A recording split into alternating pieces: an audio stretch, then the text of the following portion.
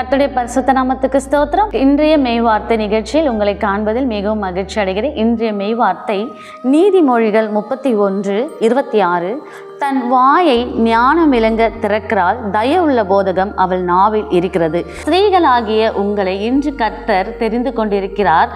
நீங்கள் எப்படி இருக்கனா, உங்கள் நாவை ஞானம் விளங்க திறப்பதற்காகவும் தயவுள்ள போதகம் உங்கள் நாவில் இருப்பதற்காகவும் கர்த்தர் உங்களை இன்று தெரிந்து கொண்டிருக்கிறார். அது உங்கள் பேரில் சித்தம் வைத்துக் கொண்டிருக்கிறார். நீங்கள் இந்த காலை வேளையில் உங்கள் வாழ்வில் ஏதோ ஒரு காரியங்கள் குழப்பங்கள் ஏற்பட்டு கொண்டிருக்கலாம். இந்த காரியத்துக்கு முடிவு நான் எடுப்பது, இதற்கு நான் தீர்வு எப்படி சொல்வது என்று நீங்கள் குழம்பிக்கொண்டே இருக்கலாம். ஆனால் கர்த்தர் உங்கள் நாவை ஞானம் விளங்க திறக்கிறார்.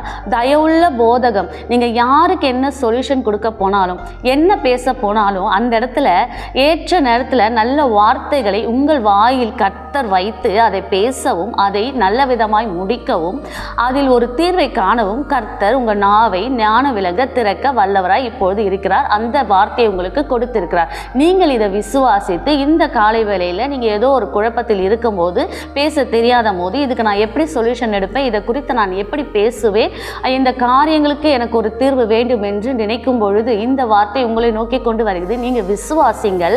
இப்போதே அது உங்களுக்கு தோன்றி உங்களுக்கு நல்ல முடிவை தர கர்த்தர் வல்லவராக இருக்கார். நீங்கள் யாரையும் போய் தேட தேவையில்லை, யாருக்கிட்டையும் கேட்க தேவையில்லை, யார்கிட்டையும் ஆலோசனை கேட்க தேவையில்லை. கர்த்தரிடத்தில் கேளுங்க. கர்த்தரே உங்களுக்கு போதகத்தையும் ஞானத்தையும் தர சித்தமாக இருக்கிறார். இப்போது நம்ம ஒரு சிறிய ஜெபம் செய்வோமா?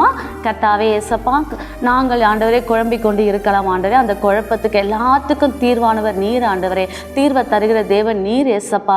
நீங்கள் எங்கள் நாவில் ஞானத்தையும் போதகத்தையும், எங்கள் சிந்தலின் நல்ல ஞானத்தையும் வாய் நல்ல போதகத்தையும் வைத்து ஆண்டவரே ஏசப்பா குடும்பங்களை நடத்தவும், ஆண்டவரே ஏசப்பா காரியங்களை நடப்பிக்கவும், எல்லாத்துக்கும் ஞானத்தையும் கிருபையும் தயவும் கர்த்தர் கொடுத்து நடத்தும்படியாக ஜெபிக்கிறேன். அதற்காக உமக்கு நன்றி செலுத்துகிறேன். கர்த்தராக இயேசு கிறிஸ்துவின் நாமத்தால் ஜெபிக்கிறோம் ஜீவனுள்ள நல்ல பிதாவே, ஆமென்.